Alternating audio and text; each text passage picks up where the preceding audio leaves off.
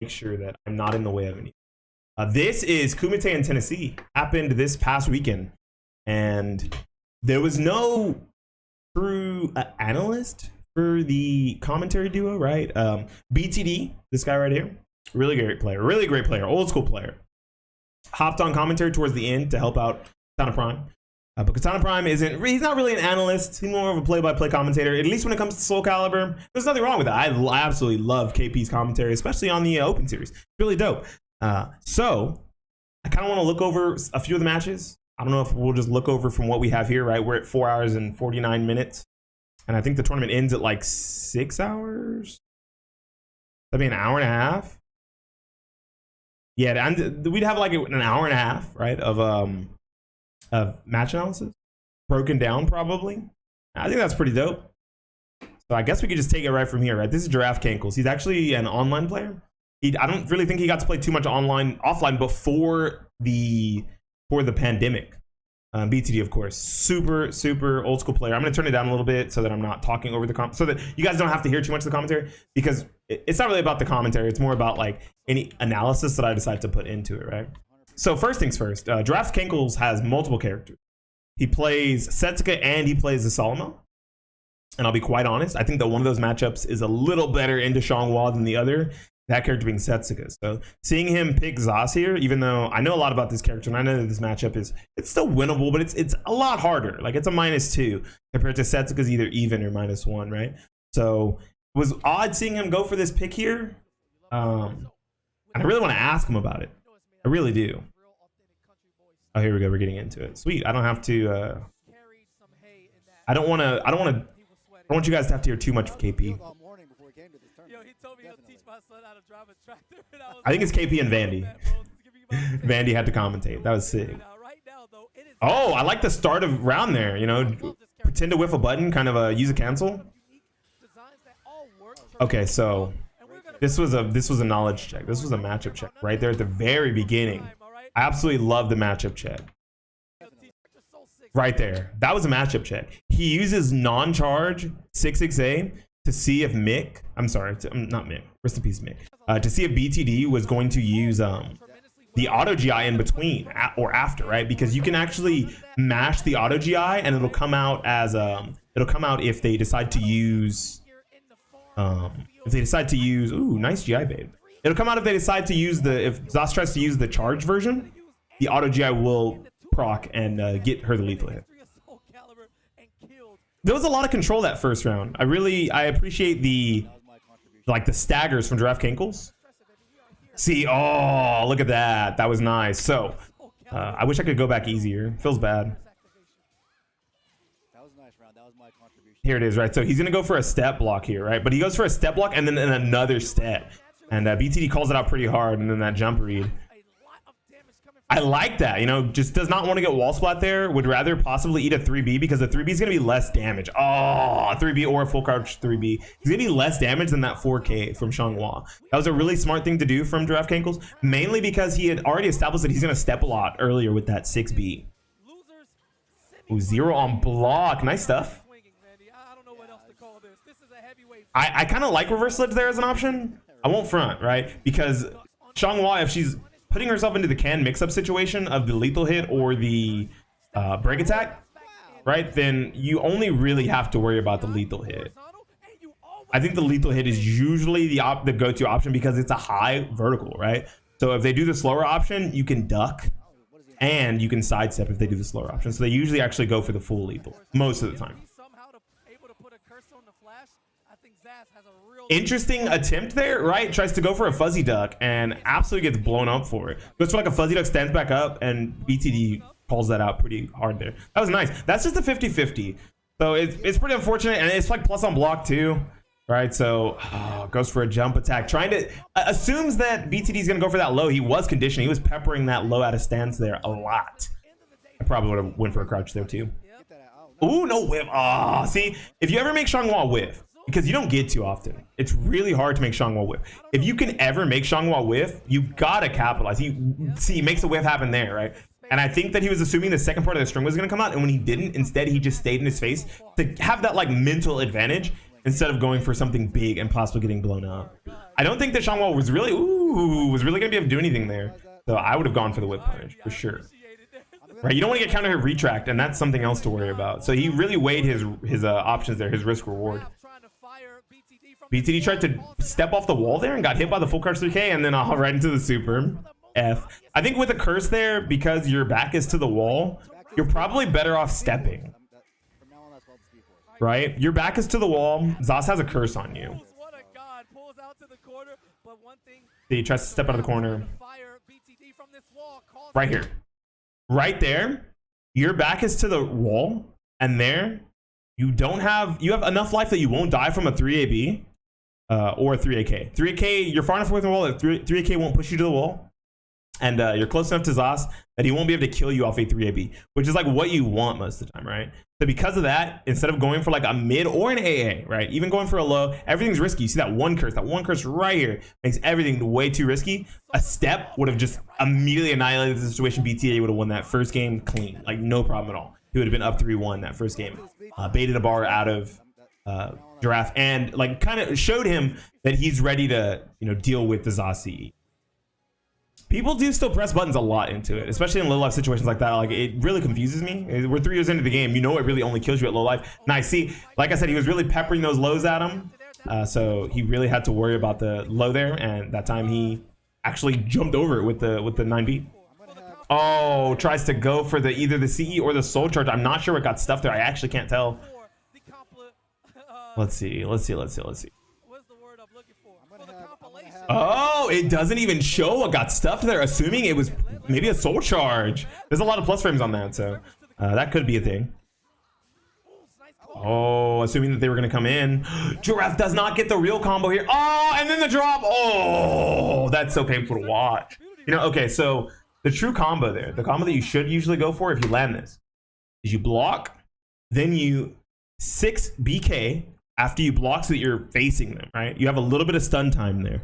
I think it's like plus 32. So you have enough stun time that you can do a quick block, and then maybe it's plus 22. You can do like a quick block, 6 BK, then 3K to wall splat them again. But he sees his position and he assumes, shit, I'm not gonna get the 6 BK. I need to just make the most of it, right?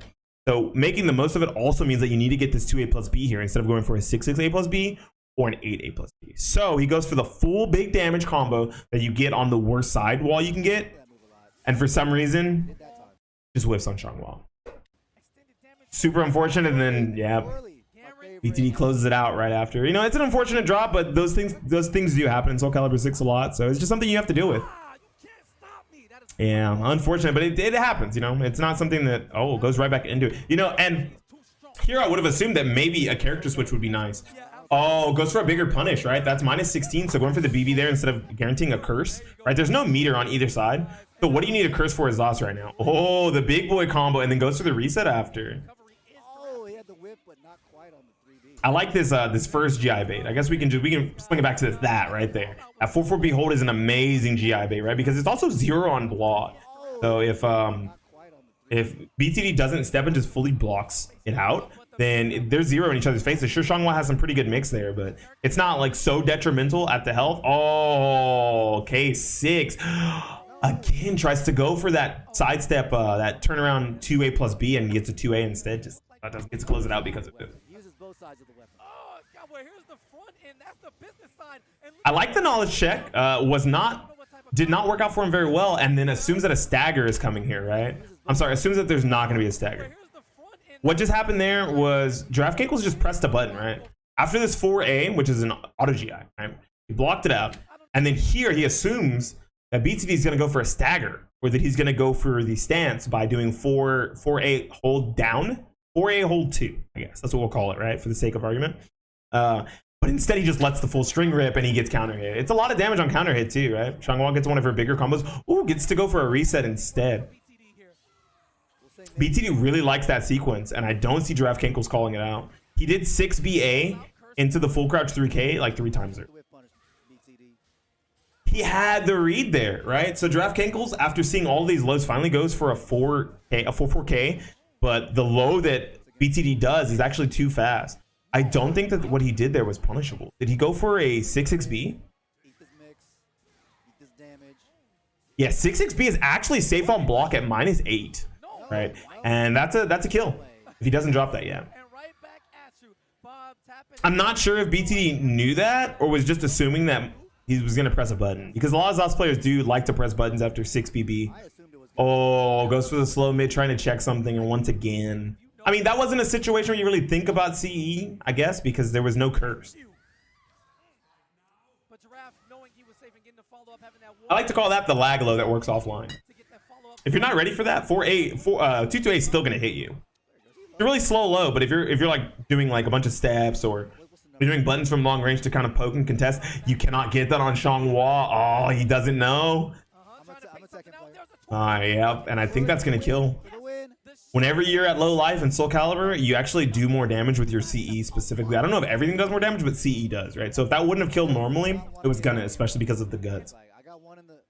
I think guts kicks in and also has levels, right? I think there's 3 levels to guts, and that was the lowest level you can possibly be. Oh, catches a backstep.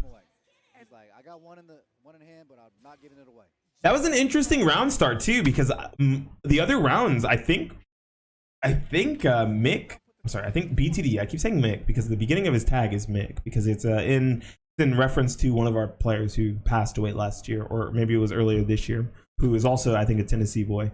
So rest in peace, Mick. Anyways, this lethal here is actually very strange that he went for that option, because I remember BTD going for a lot of like backsteps into sidestep round start, but I think he was calling it out in the situation that he did run up block and then immediately let it rip on this. Yeah, it's a lot of good damage. Oh, that was an interesting choice of Oki there. Right, I guess if you tried to stay on the ground or crybaby, you probably get blown up by that 4B plus K, but I don't think that any other option really loses to it. Like block, it's -16. Roll, it completely whiffs. Dang, Giraffe Kinkles took that. You know, and here's where it makes me sad, because I already know the outcome. Yeah, he goes to character select. The same thing that I would have expected Giraffe Kinkles to do last game. Goes to character select, and instead of dealing with the matchup, which is odd, because I really do think that Xianghua does very well in this matchup. I don't think that Xianghua loses to ZOS in any circumstance, but I think Giraffe Kinkles just made really good adjustments. So after he started making adjustments to a lot of BTD's movement, how he got that backstep lethal hit, calling out things like side steps with the 6-6A to end that last round, he's decided it'd be better to switch over to the Aswell. This character is still a mix machine. He's not nearly as strong as he was when the game came out, but he is still fucking insane. Still crazy. Get into it. That's perfect. There we go. I like the attempt on the A6 there, right? Go for an I-14 Hori mid just in case they go for a duck or a step. I think it was a twitch duck out of BTD, but it was fast enough that he did not get hit by that. That is -6 on block, the A6, but it's 0 on hit. So it's not even like really that powerful of a poke range. Oh, nice block. Goes for an interesting punish there. You know, okay, I'm gonna be real with you. Chief. That might have been a missed input. That might have been a drop, right? I'm assuming that was 6B plus K and he was still holding the 6B plus KA. So he just tries to make the most of it there, gets nothing off of it. B plus KA is actually the proper punish. It's minus either 24 or minus 22, and you can 6B plus KA it. BTD's really trying to pepper on these lows in the game 1. It's probably a conditioning tool to make him want to duck and step. Yeah, there goes another low. And you know, he tried to call it out with the 4-4K, but he was just slightly too early. If he had to use that just a see, there's that 4-4K. That actually auto GIs all lows. Doesn't matter if they're horizontal, if they're vertical, or if they're kicks. Doesn't matter. Beats all lows as long as they're not, of course, break attack. Ooh, immediately presses a button. Does not want to get frame trap there, and instead takes a frame trap because of it. Dang! See, like I said, he really conditioned him to duck there, right? He ate 2 3B lethal hits back to back. That was so ugly. And that's because I think this matchup is actually ZOS favored. Oh, just does a run up block. Man, I think I would probably have done the same. It's really hard to contest Aswell in situations like this. Nice, good jump over. And then immediately eats the spear. You don't really expect it at that high of a life, right? You don't think that Aswell would resort to something like that, because if punished, he loses way more life. But I guess it ends off the round, and you have a lot of life to play with there. So I can understand the decision. It's kind of it's just like right there. It's a strange decision, but I can understand it because you have a lot of life left to play with. steal one though? Can he steal? Ooh, does not want to. Yeah, does not want to eat anything there. He's like, yeah, I'm not waking up, and instead he just takes a whole lot of pressure. Oh, that was very unfortunate.